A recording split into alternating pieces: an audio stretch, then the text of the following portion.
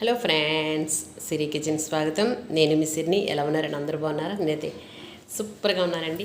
అందరూ బాగుండాలి, అందులోనే ఉండాలి. ఈరోజు విషయం ఏంటంటే, మా చిన్నప్పుడు ఏం చెప్పేవారంటే పెద్దోళ్ళు, ఏడ్చే మగాడిని నమ్మకూడదు అని చెప్పేవారు. నిజమేనంటారా? ఏమో నాకు అయితే తెలియదు. కానీ నేనేం చేసేదానంటే మా పిల్లల విషయంలో వాళ్ళకైనా బాధ కలిగిందనుకోండి, వాడు ఆ బాధ వ్యక్తం చేయడానికి ఏడుపు అనేది కదండి. మనకున్న బాధ అంతా బయటకు వెళ్ళిపోవాలంటే ఏడవాలి. ఏడవకపోతే అది మనసులో అలా ఉండిపోయి అది చాలా చెడ్డది, ఆరోగ్యానికి కూడా మంచిది కాదు. అలాగే మా అబ్బాయి ఏదైనా బాధ కలిగితే ఏడ్చేసేవాడు. నేను అలాగే చూసేదాన్ని. ఊరుకో అని కూడా అనేదాన్ని కాదు. కాసేపు ఏడ్చాక విషయం ఏంటో కనుక్కునేదాన్ని.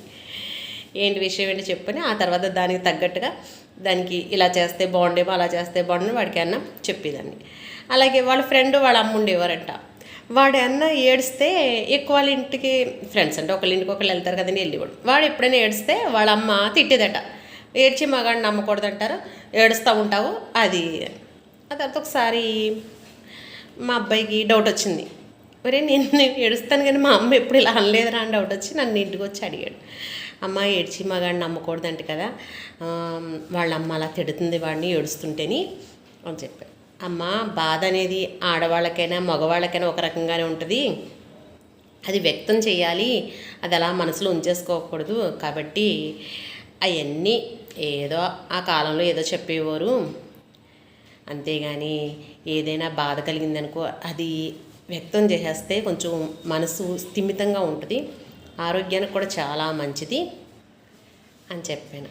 అప్పుడు వాళ్ళ ఫ్రెండ్ వచ్చినప్పుడు చెప్తున్నాడు మావాడు, అరే మనకంటే బాధ కలిగినప్పుడు అంటే ఏడు చేయాలంటారా, ఏడుపు వచ్చేస్తుంది అనుకో, అదంటే కళ్ళనీళ్ళతో పాటు బయటకు వెళ్ళిపోయింది అనుకో, మనం ఫ్రీ అయిపోతామంట.